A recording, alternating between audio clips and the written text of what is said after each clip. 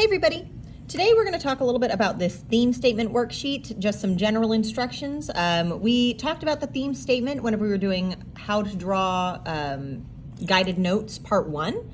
So this was kind of a little blurb in there, but since we still had some kids with some trouble with it, we went ahead and made something a little separate that's hopefully a little bit more clear.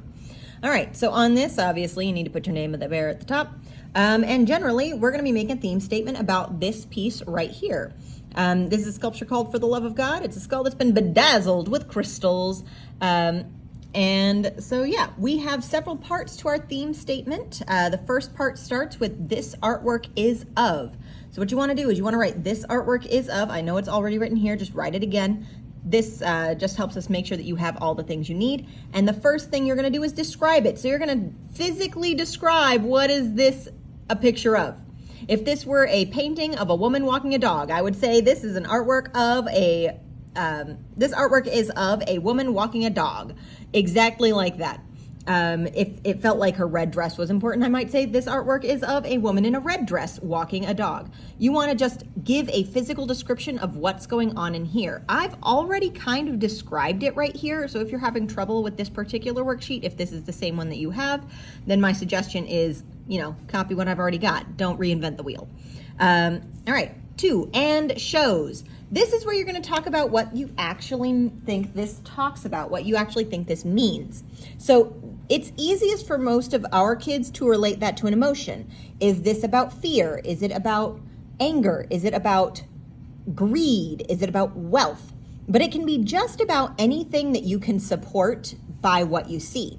So if the picture of a woman walking a dog is a picture of a woman who is abandoning her family, you could say, and shows the family of, like, the epidemic of people abandoning their families or something like that. Like, I don't know why I went really dark there, but you get the idea. Whatever you think this is supposed to represent and mean on a deeper level, that's what you're putting down here.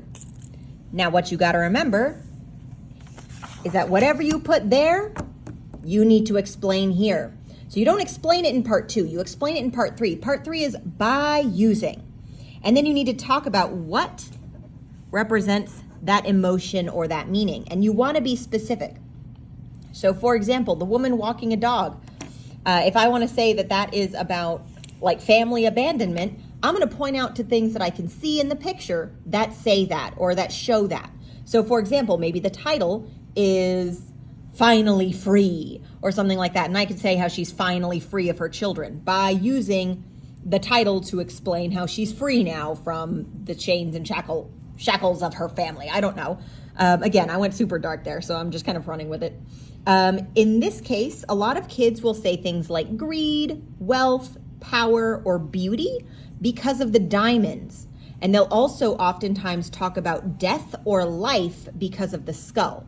And so in here, you're saying by using diamonds to represent beauty and a skull to represent death, if that happened to be what you said over here.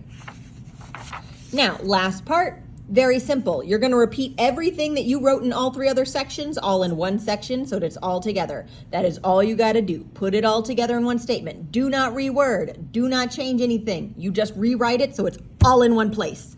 And that's how you do this worksheet.